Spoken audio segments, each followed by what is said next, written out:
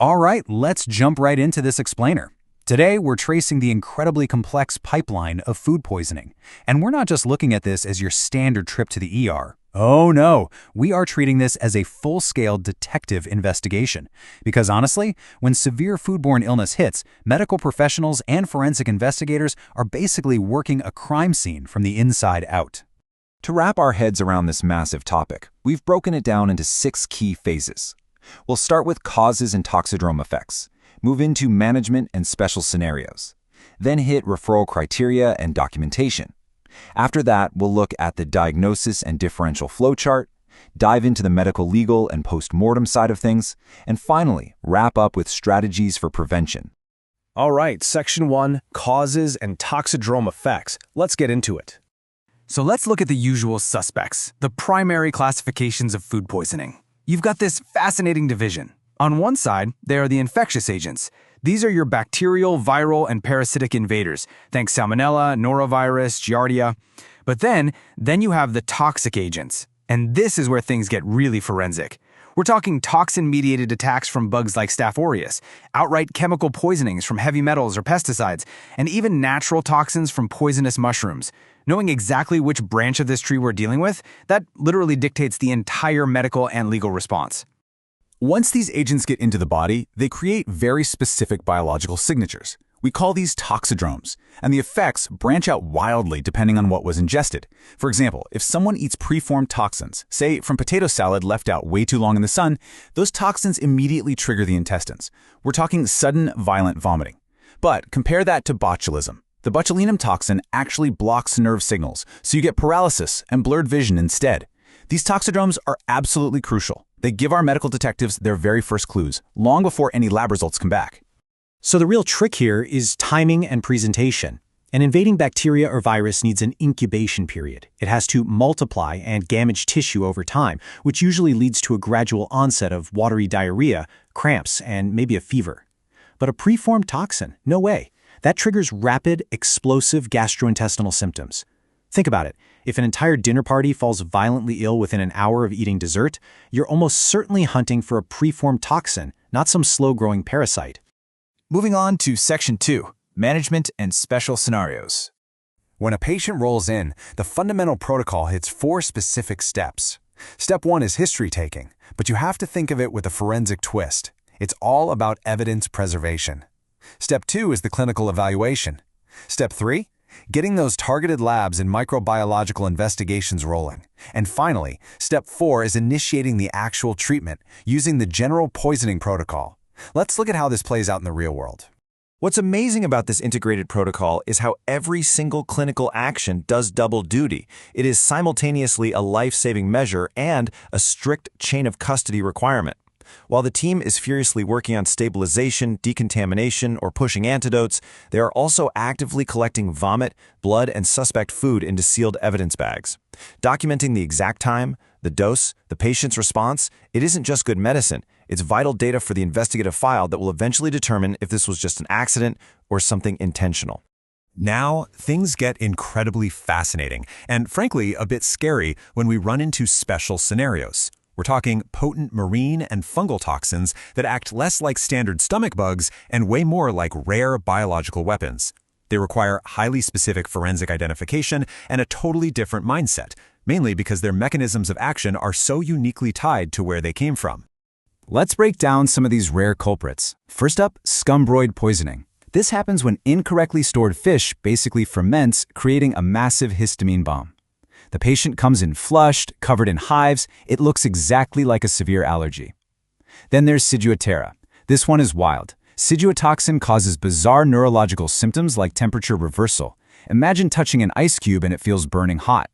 Next, we have paralytic shellfish poisoning, which delivers saxitoxin, causing rapid numbness and respiratory paralysis.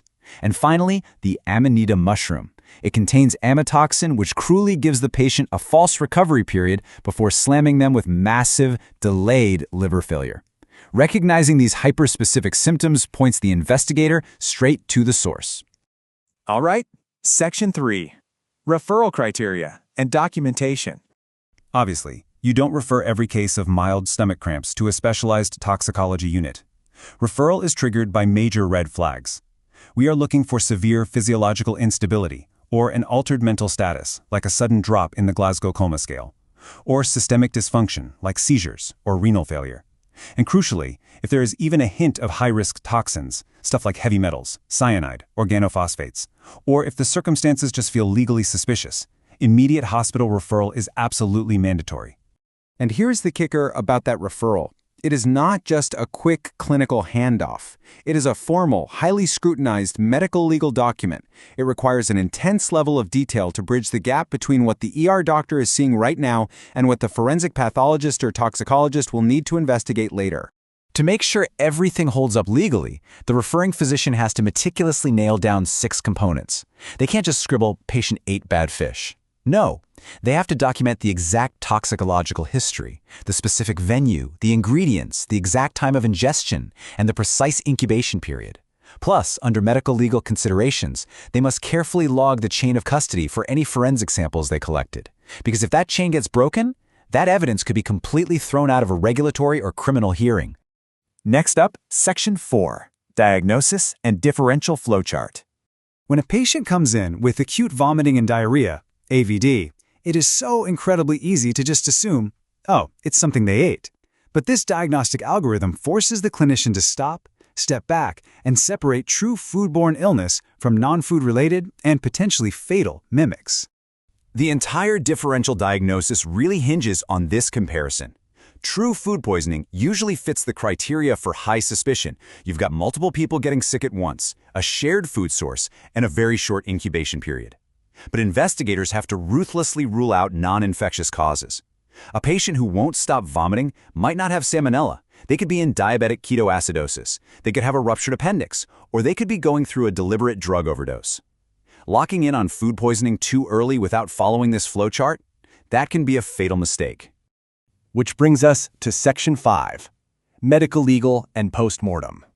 Look, once the immediate medical crisis is over, the massive legal fallout begins. Identifying the specific agent isn't just about treatment anymore, it directly fuels our legal frameworks. If they identify E. coli or botulism, that can spark massive civil tort cases for negligence against food suppliers. It brings down huge regulatory penalties from agencies like the FDA. And in the darkest scenarios, if they find an organophosphate or signs of deliberate tampering, it instantly becomes a criminal investigation for intentional adulteration, or even bioterrorism. In the tragic event that a patient doesn't make it, the forensic pathology kicks into high gear, and it is incredibly complex.